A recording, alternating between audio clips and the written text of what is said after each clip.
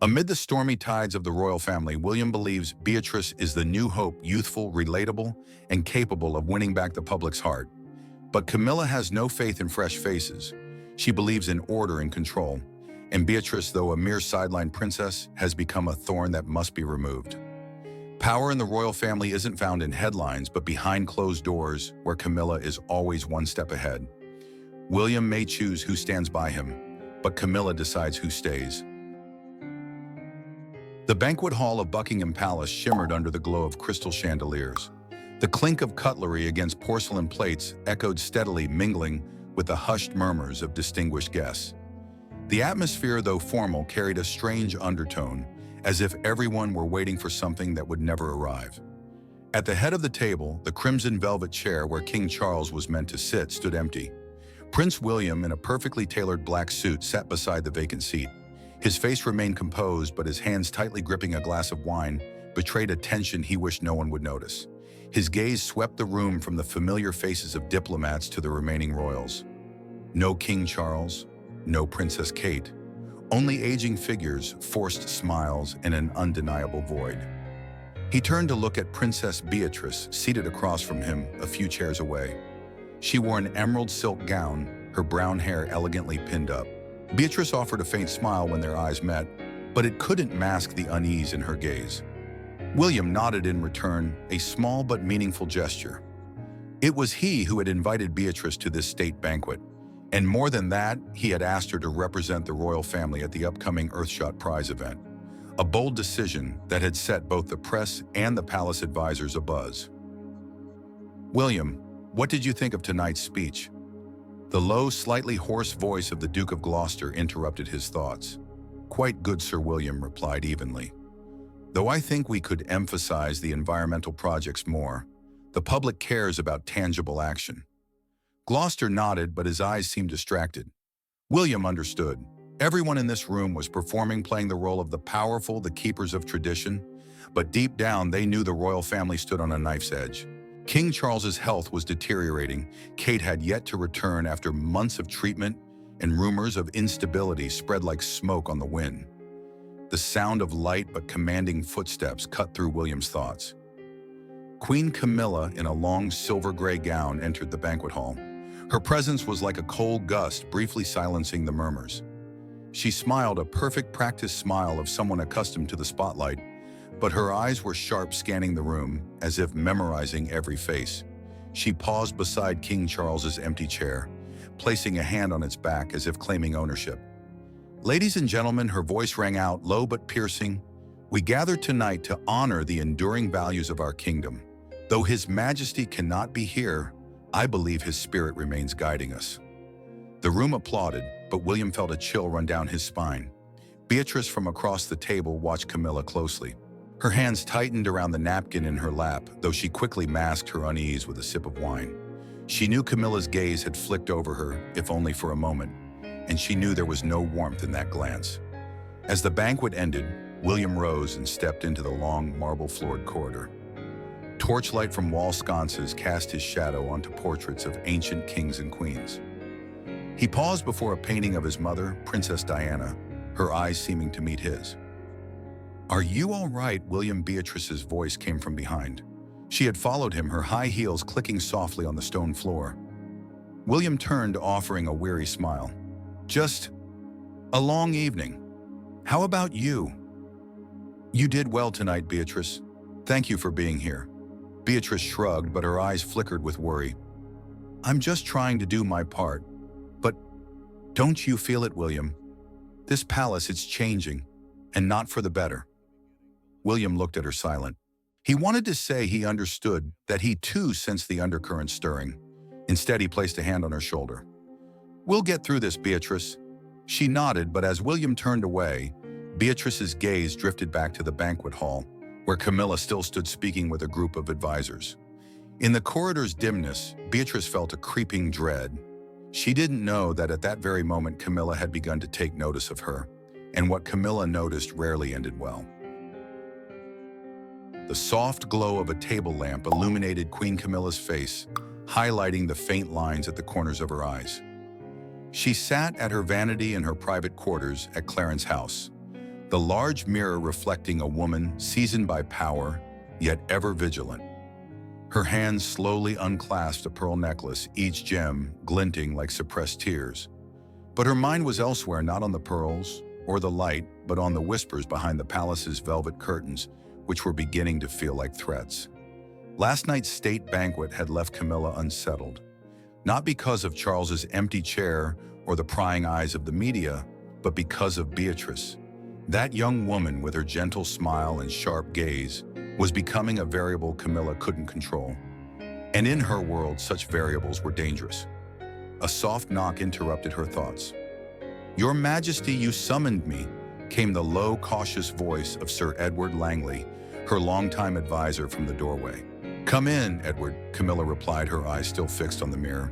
She waited until the door closed the lock, clicking softly before turning to face him. "Sit. We need to talk."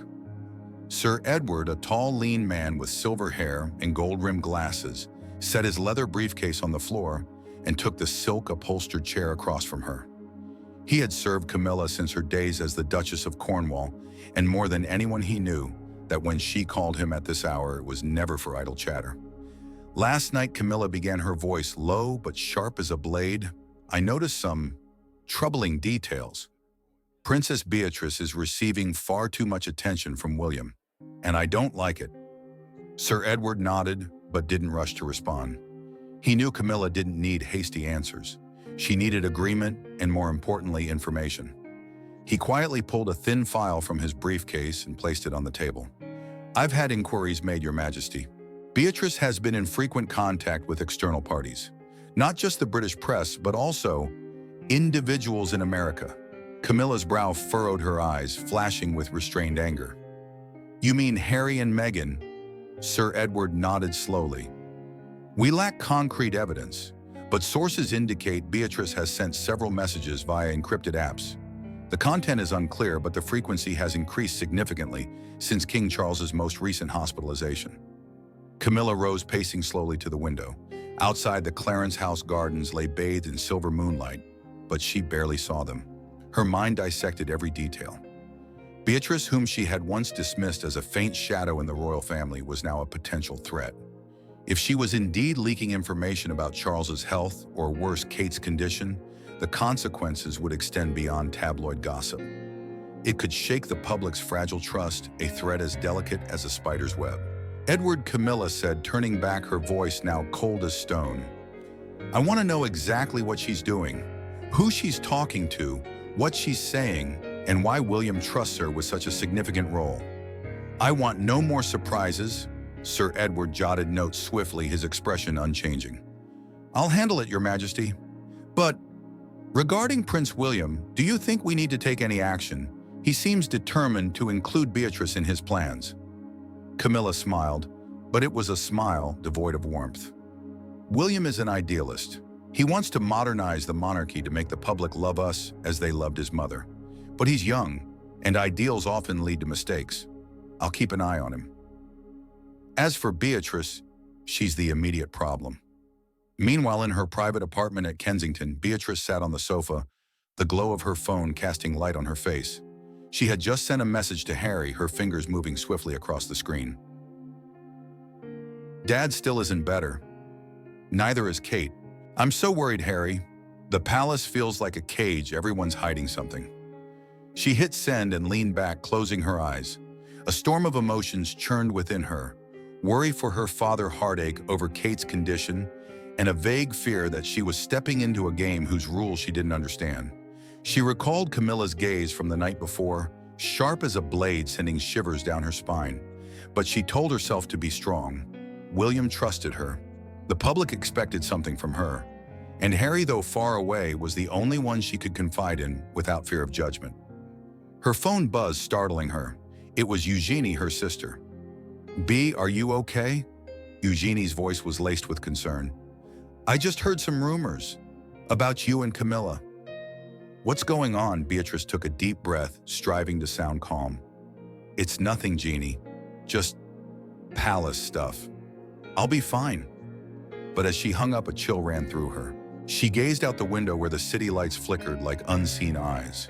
She didn't know that in the shadows of Clarence House, Camilla was plotting, and her name had been written in red ink in Sir Edward's notebook.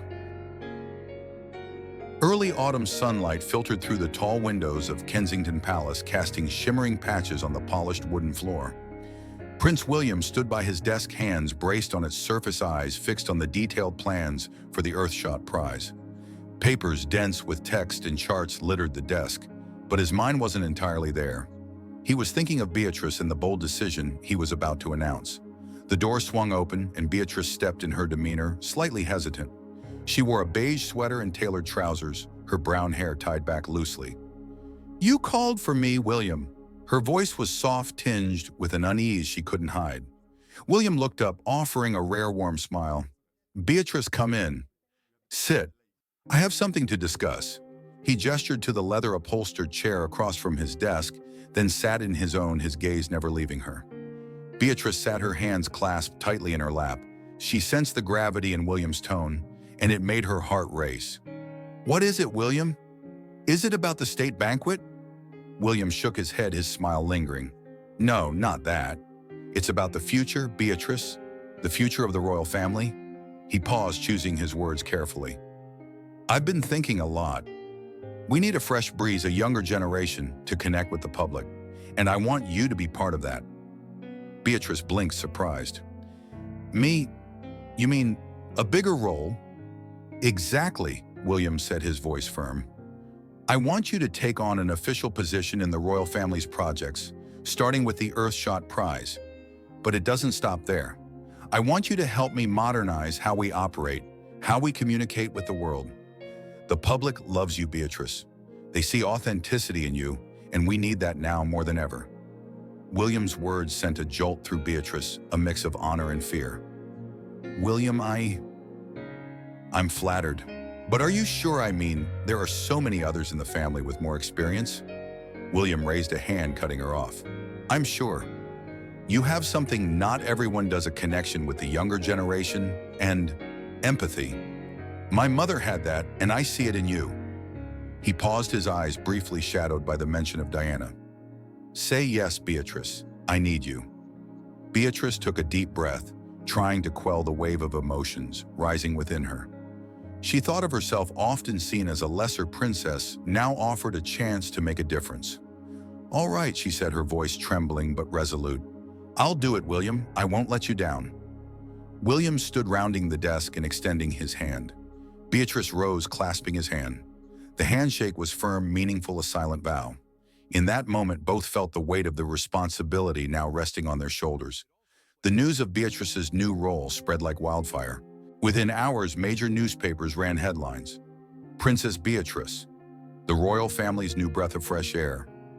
William entrusts the future to the young generation." On social media, the public buzzed with excitement, mostly praise. Images of Beatrice at past charity events were shared widely, accompanied by hopeful comments about a more approachable modern monarchy. In her apartment, Beatrice held her phone, reading a message from Harry. "Congrats, Bae. I knew you'd shine. But be careful. The palace isn't a place for the naive." She smiled, but the smile faded quickly. She thought of Camilla's gaze at the banquet, the whispers from Eugenie about spreading rumors.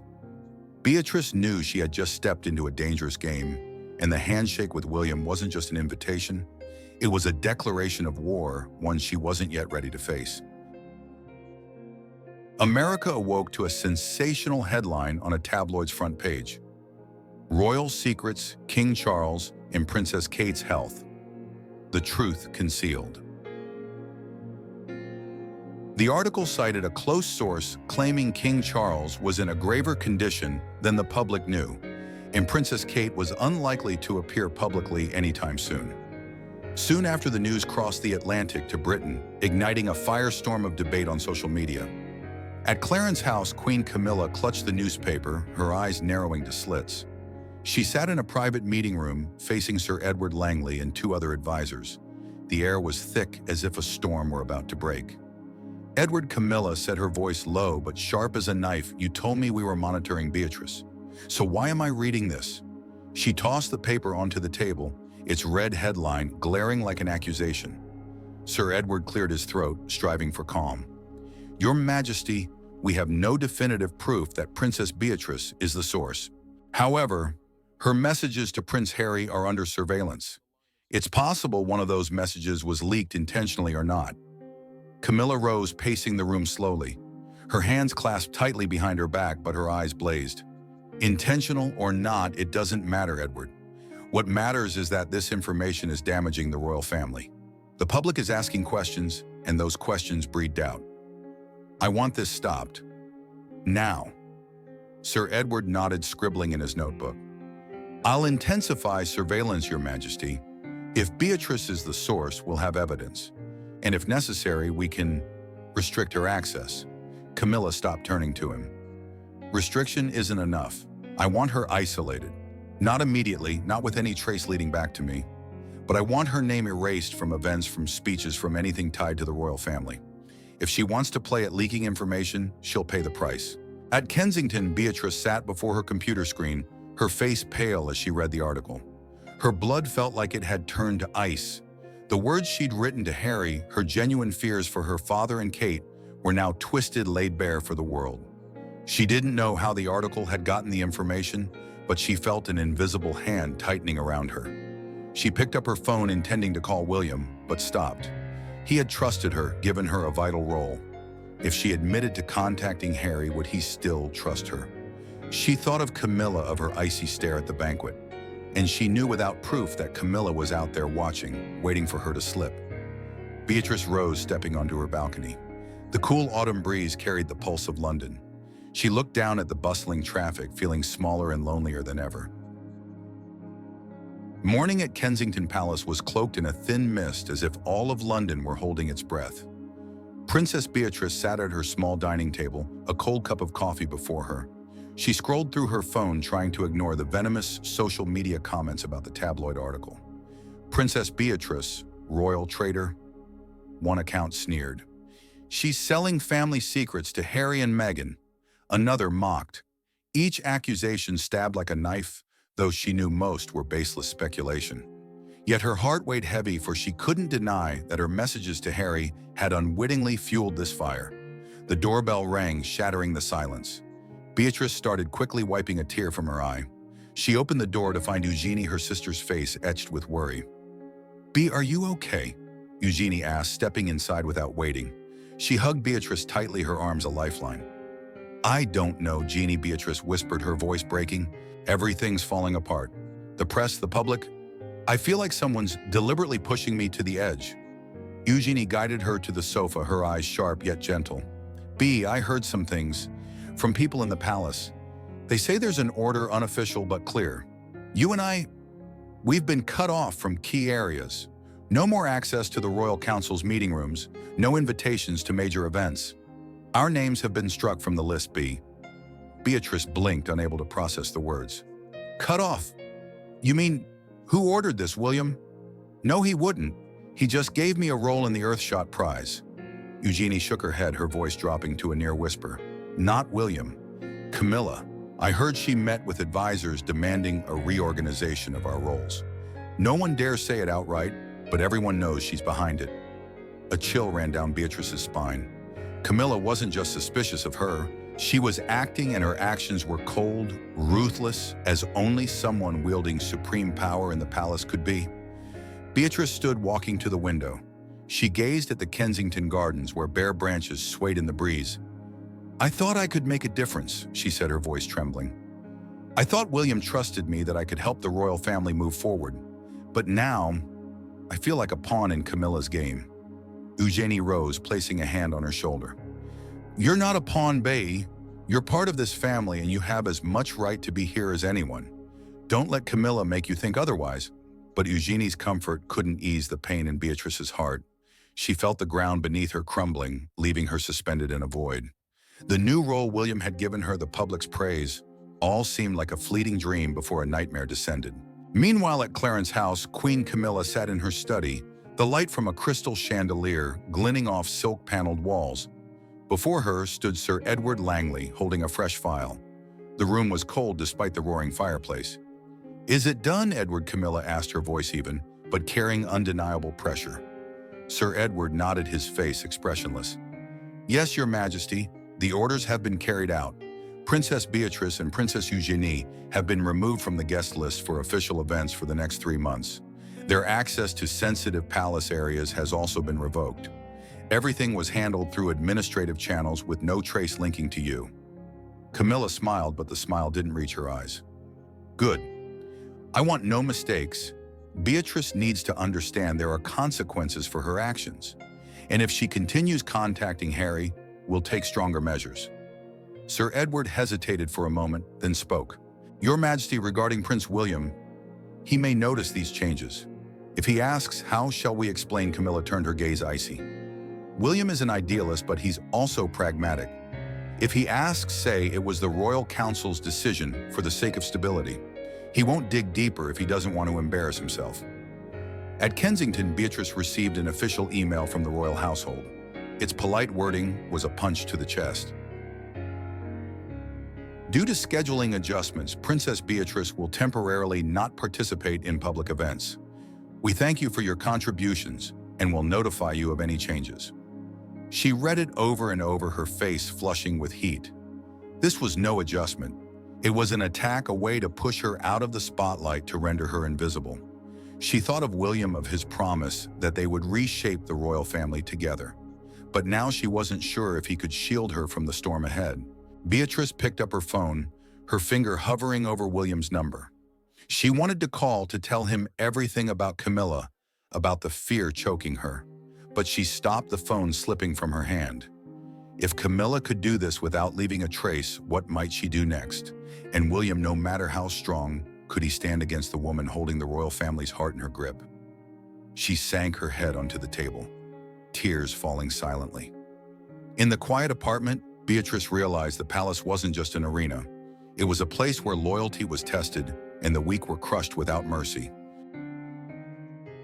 The private meeting room at Buckingham Palace was dim-lit only by the glow of an antique chandelier, casting shadows on oak-paneled walls. Prince William stood by the large window, gazing at the square outside, where sleek black cars glided under streetlights. His hands clenched behind his back, struggling to contain the anger boiling in his chest.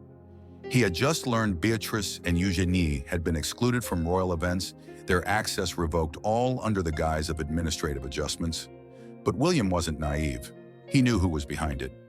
The door swung open and Queen Camilla entered.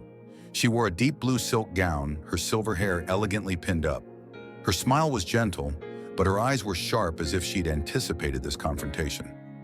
William, she said evenly, I hear you wish to see me. Is something important? William turned, his gaze locking onto hers. You know exactly what, Your Majesty, he said, his voice low, but cutting. Beatrice and Eugenie, who ordered their exclusion from the royal family, and don't tell me it was the council's decision. The council doesn't act without your approval. Camilla paused for a moment, then regained her composure. She moved to the long table in the room, pulling out a chair and sitting, her hands resting lightly on the polished wood. William, you're being too emotional, she said, her tone tinged with pity. I understand you care for Beatrice, as do I. But these decisions were made for the good of the royal family. The public is asking questions, William. The articles, the rumors about your father's health, about Kate. We can't let things spiral out of control. William stepped closer, his hands braced on the table, his eyes blazing. So you think sidelining Beatrice is the solution? She's family, Camilla. She's someone I trust, someone I chose to help build the future of the royal family. You had no right to cut her out without consulting me. Camilla looked up, her gaze unwavering. Right, William. You speak of right, but you forget I am the queen. I have a duty to protect this institution, even if it means making hard choices. She paused, her voice dropping to a near whisper.